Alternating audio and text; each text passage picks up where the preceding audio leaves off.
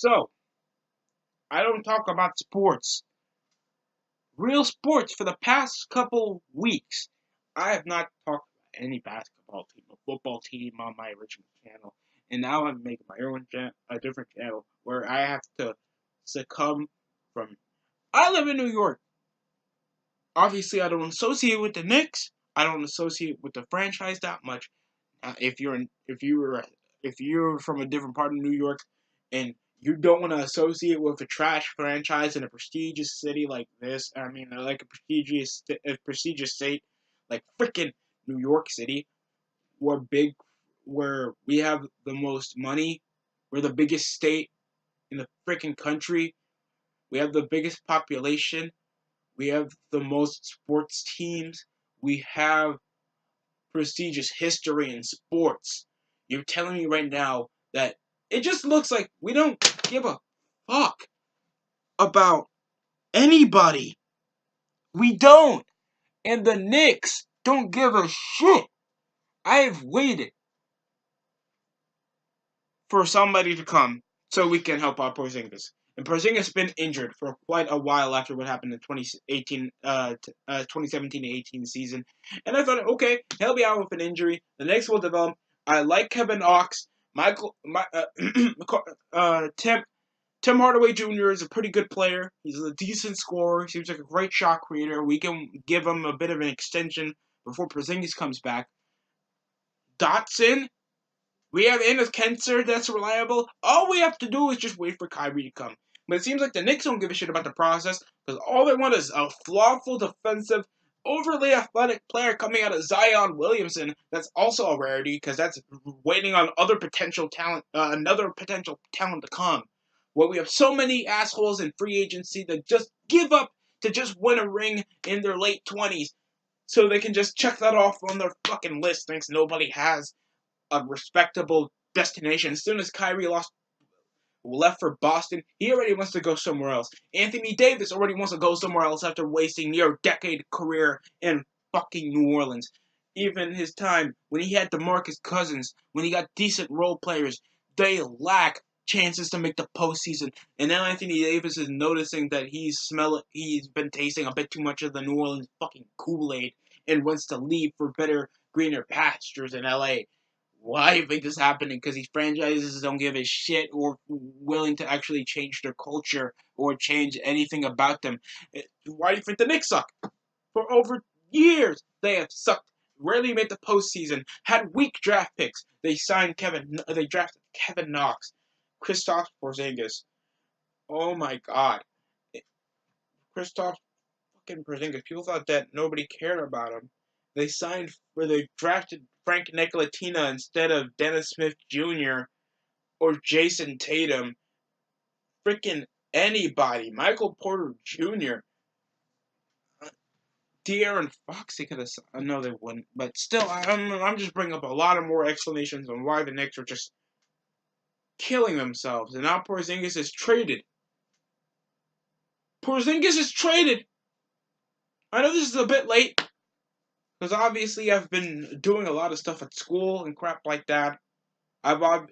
Basketball hasn't been the biggest thing in my radar after I started school. Still watched a few games, but it hasn't been like gossip-wise that I actually paid attention to the NBA for quite a bit. And it's like, dude, really? After what I just saw, it's like trading Aaron Judge for one autistic player in the AA league and a pack of gum and some amputee we found across the street. That's what that trade felt like. And I'm not trying to just rag on the Knicks organization because I'm not a fan of the Knicks. I get that. If they did that to free up a bit of cap space and they wanted to build above the future, even though you had a generational talent, one of the best Euro players in the NBA, a rarity, mind you. There's not a lot of Euro players that are all-star potential like Porzingis. And just losing that to the Mavericks while there's an uprising star out of Luka Doncic, there's a JJ Barea. Freaking Harrison Barnes is still reliable. And you're telling me right now that you just traded Porzingis away while he could have been teaming up with Kevin Knox and Tim Hardaway Jr., and you got rid of him for Trey Burke that's been pretty good since getting signed from the Knicks. Tim Hardaway Jr. and, and Porzingis for Harrison Barnes, Dennis Smith, Dennis Smith Jr., Wesley Matthews, and DeAndre Jordan for in a future draft pick that they have a low percentage of getting for the top 3, where Zion Williamson is killing it in the NCAA, and where he can really build up his stock in the draft. Thanks, obviously, after one season where he's just pulling off bullshit that he did in high school, he can already get in the top 3 in the draft. Everybody knows he's gonna do it. Obviously, he's gonna have a one and done career in college, because obviously it's just a jetpack reason to go to the NBA, because that's how it works now in the NBA. You do one thing, you just become one-hit wonder, and we don't know how much your stock is going to really plummet after like March Madness or any other BS that's going to happen. And even if you have one decent rookie season, it's just going to be like Dennis Smith Jr. after a sophomore year. He's kind of he's kind of stale, even though I like Dennis. So Mavericks won this trade in so many ways. From a money standpoint, even though DeAndre Jordan, he likes Texas, he likes his teammates. Instead of getting rid of Enes Kanter, just get DeAndre Jordan, Dennis Smith, and Wesley Matthews. I'm trying not to cry, because obviously I live here. I obviously want my local team to succeed. Fuck it that they haven't won an NBA Finals since the year I was born. Fuck it that we just lost our perennial all-star for a few washed-up athletes and one wannabe first-rounder. Forget that we got an incredibly low chance. There's the Phoenix Suns that are bombing. Worse than us. And our chances of making the freaking top 5 is completely low. It just hurts. It just hurts that your local team in such a popular state success, while Cali has a fucking Super Bowl contending team right now out of the Rams, the Golden State Warriors. They picked up LeBron James. Oh my god. Yo, the Dodgers are pretty good. I just want to shoot myself. And they have all the celebrities. That's literally Los Angeles. While this trade talk is going on that Anthony Davis might leave, we have a low percentage chance that even if we get Kyrie, he might leave in 2 years. Kawhi Leonard. You people are just overly optimistic about this trade, this trading shit, that you forgot that this is, the franchise's opportunity to make these trades, not you. Just this weird fantasy bullshit. Just this weird fantasy that all because you're a crap franchise, that means you get a high pick. I mean, you get a high chance of getting a free agent. Do you really think that Kyrie Irving's going to come to the Knicks? Even back when LeBron James had an opportunity to go to the Nets, Knicks, Lakers, and Miami Heat, why wouldn't he choose the Miami Heat? There was an actual reliable player there. Nobody wants to play with Melo. Even LeBron back in the day thought that was a smart-ass pick to choose Miami. And you dick faces actually thought he was going to come to New York. Twice now. This is the cutest thing when looking in the NBA fans, point of view. It's overly optimistic, not that realistic.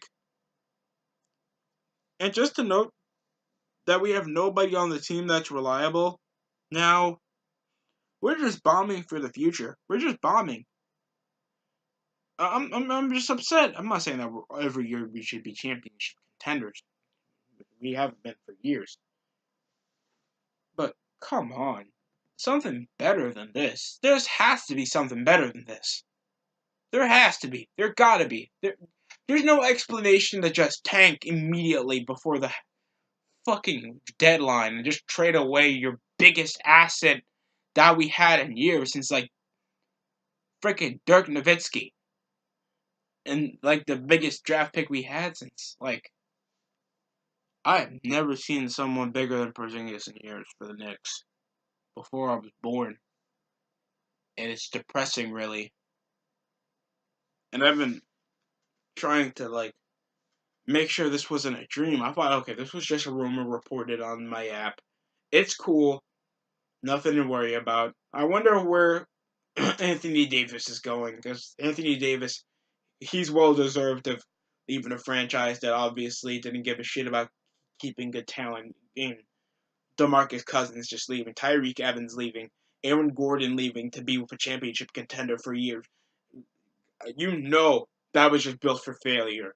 And you idiots calling your arena the Smoothie King. That just means that I would kill myself just listening to that every week I play. So, just watching that just gave me an understandable reason why Anthony Davis gotta leave. Understandable reason. And now, we got rid of our biggest asset.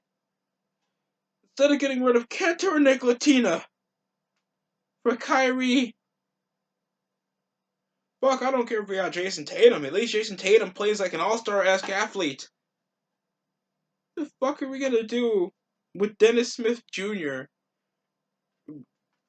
DeAndre Jordan, and Wesley Matthews? Fucking, who's the best players before that? Tim Hardaway Jr., Emmanuel Mudiay, Kevin Knox, and Enes Kanter that never been starting. It's frustrating. It's truly frustrating. Mario Hezonja, but Mario Hezonja can't even hit a jump shot. And now we gotta go with fairly consistent jump shooters, with the best player being DeAndre Jordan and Kevin Knox. Oh, God. Melo can't keep a job. Melo, let me go off on that ugly-ass, fucking Colombian stepdad-looking ass piece of shit. I'm freaking pissed. I want to shoot something. I want to. I want to hit my head somewhere. I want to scream at a Nets fan because the Nets are in playoff contention while the Knicks just trade away our biggest generational talent we had in years for scraps in a desperate first-round pick. The only way we're going to get that draft pick is that we forfeit every game in the rest of the season and took an L. That's how we're going to do that. And even the Suns, if Devin Booker lost a leg, they can still shut us out by 50. God, we suck as a franchise, as a team, in watching a poor fan base. I respect the Knicks fan base for just being reliable, respectable people that are not that cocky pieces of crap like the Lakers. That actually respect their players and are willing for them to get better. Unlike Lakers fans, we can get rid of we could just, oh my God, I can't even continue with a rant.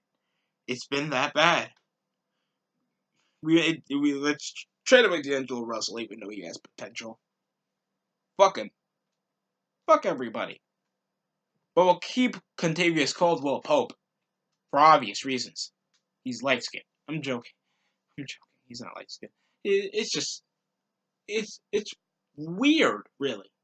It's weird. I'm trying. I'm trying not to get angry. I'm really trying to just be optimistic and see what's going to happen in the future.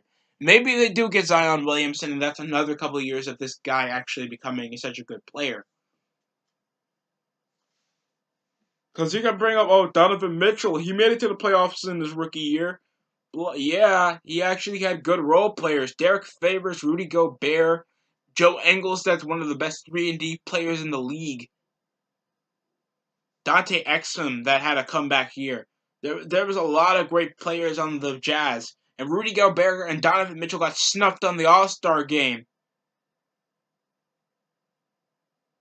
fucking somebody like Chris Middleton. But that's the Eastern Conference. And LeBron that missed 17 games into the season to still make it. Nothing changes. Nothing changes in the NBA. Even though the NBA season is maybe the most unpredictable and the most shocking and the funnest league in sports, it's the most retarded. It's either the same team going every year, lack of competition, lack of reality. Every year is a lack of maturity. We had a fucking over 7-foot grown man crying about getting snuffed on All-Stars. Crying. Rudy Gobert cried after missing the All-Stars. Yes, maybe, okay, maybe he was just really upset that, you know, he got snuffed. I mean, he is having a tremendous season. Jazz are playing some pretty good basketball. Rudy Gobert's been the top player on the Jazz for the last couple of seasons. If it was me, yes, I would give him an All-Star opportunity. He's been a great player and been one of the best centers in the NBA. But he's not a perennial All-Star yet, and maybe next year he can overcome many other All-Stars that made it. There's always next year. This nigga cried out like it was his 20th season and he got snuffed on the All-Star for just one 20-point year. Really? Are you serious? Are you serious?